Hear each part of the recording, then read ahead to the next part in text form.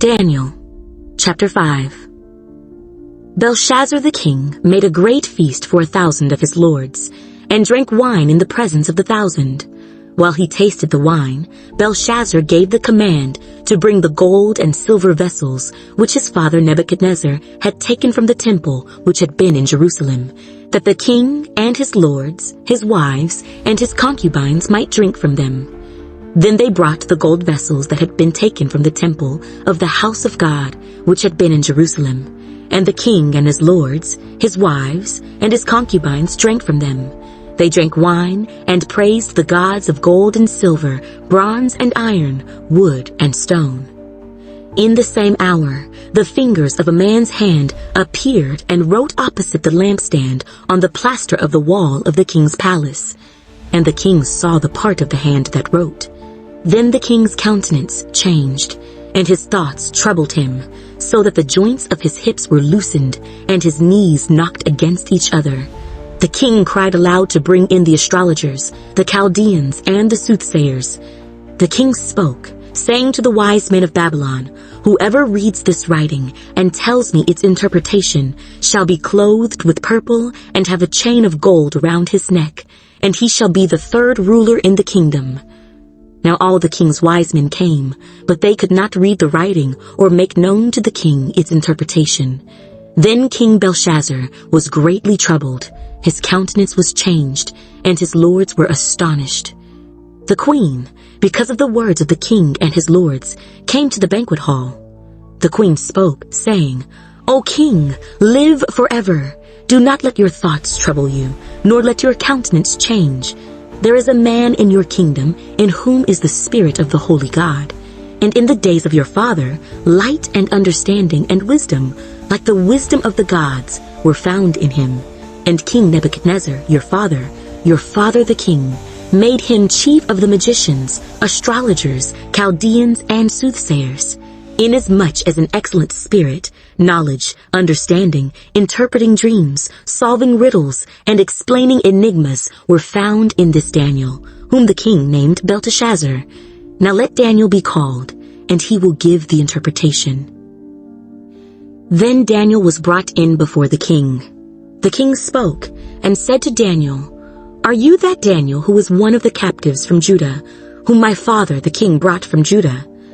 I have heard of you, that the Spirit of God is in you, and that light and understanding and excellent wisdom are found in you. Now the wise men, the astrologers, have been brought in before me, that they should read this writing and make known to me its interpretation, but they could not give the interpretation of the thing. And I have heard of you, that you can give interpretations and explain enigmas. Now if you can read the writing and make known to me its interpretation, you shall be clothed with purple and have a chain of gold around your neck, and shall be the third ruler in the kingdom."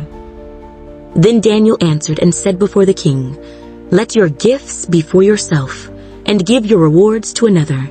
Yet I will read the writing to the king, and make known to him the interpretation. O king, the Most High God gave Nebuchadnezzar your father a kingdom and majesty, glory and honor. And because of the majesty that he gave him, all peoples, nations, and languages trembled and feared before him. Whomever he wished, he executed.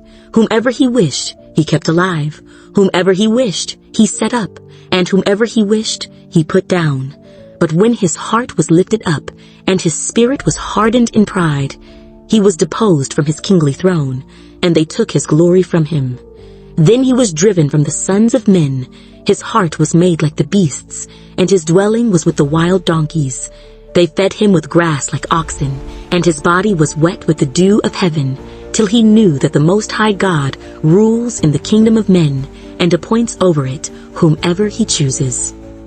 But you, his son, Belshazzar, have not humbled your heart, although you knew all this, and you have lifted yourself up against the Lord of heaven.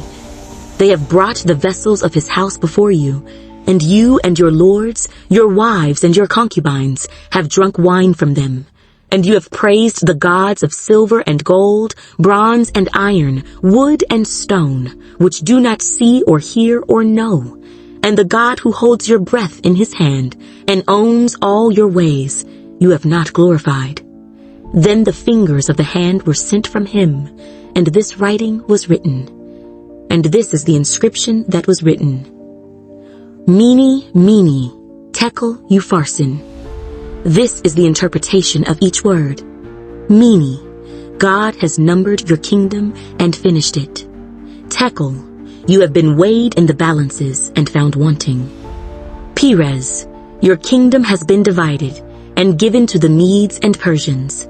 Then Belshazzar gave the command, and they clothed Daniel with purple and put a chain of gold around his neck, and made a proclamation concerning him that he should be the third ruler in the kingdom. That very night, Belshazzar, king of the Chaldeans, was slain, and Darius the Mede received the kingdom, being about 62 years old.